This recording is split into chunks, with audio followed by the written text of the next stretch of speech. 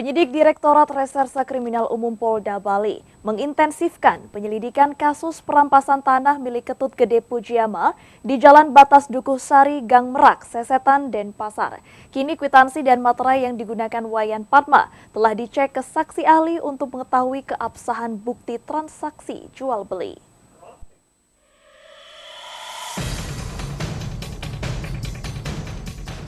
Penyidik Direktorat Reserse Kriminal Umum Polda Bali mengintensifkan penyelidikan kasus perampasan tanah milik Ketut Gede Pujiama di Jalan Batas Dukuh Sari, Gang Merak, Sesetan, Denpasar.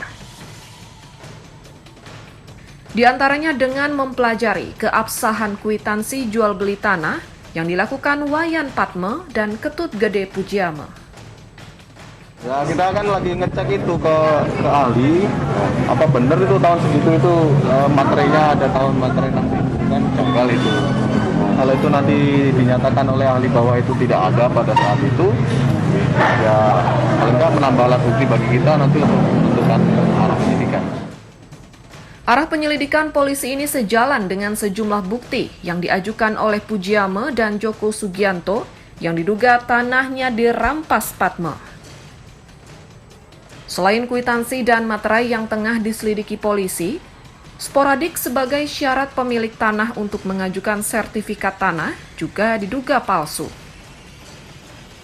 Kwitansi itu terbitan di atas tahun 2000. Karena di dalam kwitansi itu tertera angka 2000 titik-titik atau kosong-kosong gitu ya. Artinya kwitansi itu terbit di atas tahun 2000. Bagaimana mungkin kwitansi itu kemudian digunakan tahun 1990? Karena di situ ada pencoretan angka 2000-nya. Kedua, materai yang digunakan itu materai 6.000.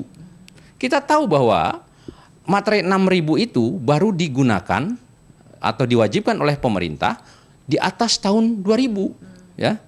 Nah, dan pada tahun 1990 materai yang digunakan untuk bukti pengenaan biaya materai itu adalah hanya nilainya 1.000. Sporadik. Ini sebagai salah satu kelengkapan untuk di BPN untuk mengajukan permohonan sertifikat bahwa yang bersangkutan Wayan Padma menerangkan di sini menguasai dari sejak tahun 1990 melalui jual beli. Padahal faktanya di lapangan tahun 90 tidak ada Wayan Padma. Bahkan sampai hari ini pun Wayan Padma tidak ada di lokasi. Artinya tidak pernah menguasai fisik.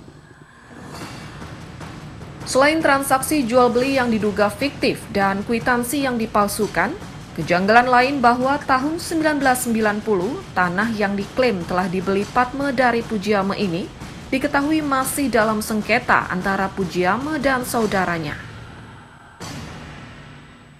Sengketa ini baru selesai hingga terjadi perdamaian yang ditetapkan Pengadilan Negeri Denpasar sekitar tahun 2006.